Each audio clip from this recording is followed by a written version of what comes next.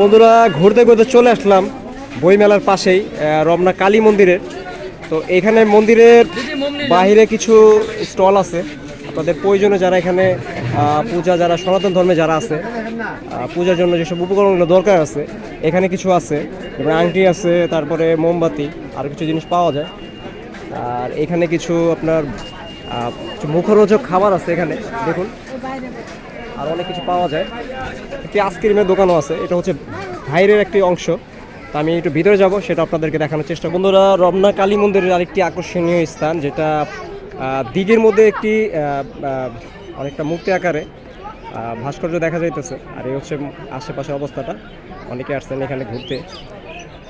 ভিতরের দিকে যাব এবং সেটাও আপনাদেরকে দেখানোর চেষ্টা করব। এখানে বাইরে কিছু স্টল আছে যেই সব জিনিসগুলো বিক্রি করে। আসলে আমার প্রথমবার এখানে আসা রমনা কালী মন্দিরে, কখনো আসা হয়নি তেমন, দূর থেকে দেখা হয়েছে। কিছু মূর্তি আছে যারা সনাতন ধর্মের, ওনাদের যারা দেবতা, অনেকেরই মূর্তি আছে এখানে। আর খড়ের ঘরের মধ্যে বানানো আছে, তো যেটা দেখা যাইতেছে ছোট ছোট খড়ের পাতা দিয়ে, তারপরে বিভিন্ন খ্যার দিয়ে তৈরি করা কিছু আছে এখানে, একটা খ্যার দিয়ে তৈরি করা। আরও কিছু মূর্তি দেখা যাইতেছে। সব মিলিয়ে আসলে এখানে যারা আসেন, দর্শনার্থী যারা আসেন, অনেকে যারা দূর দূরান্ত থেকে অনেকে আসেন, এখানে যারা দর্শনার্থী যারা আছেন, যারা এখানে আসেন পুণ্যার্থী বা যারা প্রার্থনা করতে যারা আসেন, এখানে অনেকেই দেখা যাচ্ছে পরন্ত বেলায়। রুবেল ভাই আছে, তো দেখুন অনেকটা পরিপাটিভাবে সাজানো আছে এখানে। রমনা কালী মন্দিরে পরন্ত বেলা ঘুরতে আসার পরে আমি আমার চোখে যেটা যে জিনিসটা বিশেষ করে চোখে পড়ছে, এখানে বিশাল একটি হল রুমের মতো আছে।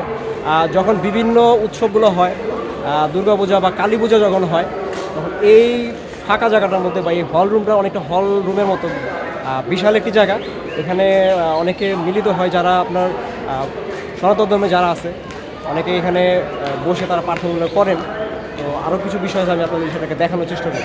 অনেকে যারা আছেন, যারা সনাতন ধর্মে যারা আছে, অনেকে এখানে মোমবাতি জ্বালিয়ে বিভিন্ন প্রার্থনা অনেকে করেন। এছাড়াও আরও কিছু এখানে প্রণামীরও একটি বাক্স দেখা যাইতেছে, যেটা এখানে অনেকে প্রণামী বাক্স এখানে দান যেটা করেন আর কি। যারা সনাতন ধর্মে যারা আছেন তারা বলতে পারবেন এটা আসলে কিসে, কোন দেবতার ভাস্কর্য। দেখুন অনেকটা পরিপাটিভাবে সাজিয়ে রাখা হয়েছে। সীমান্দময়ী আশ্রম, এটা আশ্রম যেটা, যারা এখানে আসেন নিয়মিত তারা বলতে পারবেন, যেহেতু আমি প্রথমবার আসছি, আমার সেইভাবে অত অভিজ্ঞতা নাই। বিভিন্ন সময় যারা সনাতন ধর্মে যারা আছেন এখানে বিভিন্ন সময় যারা প্রার্থনা করেন, এক একটা সময় যখন এখানে বিভিন্ন উৎসব চলে, অনেকটা ভিড় বাট্টা এখানে লেগেই থাকে। এই হচ্ছে অবস্থা। আরেকজন আছে, আরেকজন দেবতার যেটা মূর্তি বলি, যাই বলি না কেন, আরও কিছু আছে ভিতরে, যেটা আপনার যেহেতু কেজি গেটের কারণে ওইভাবে আসলে দেখা যাচ্ছে না।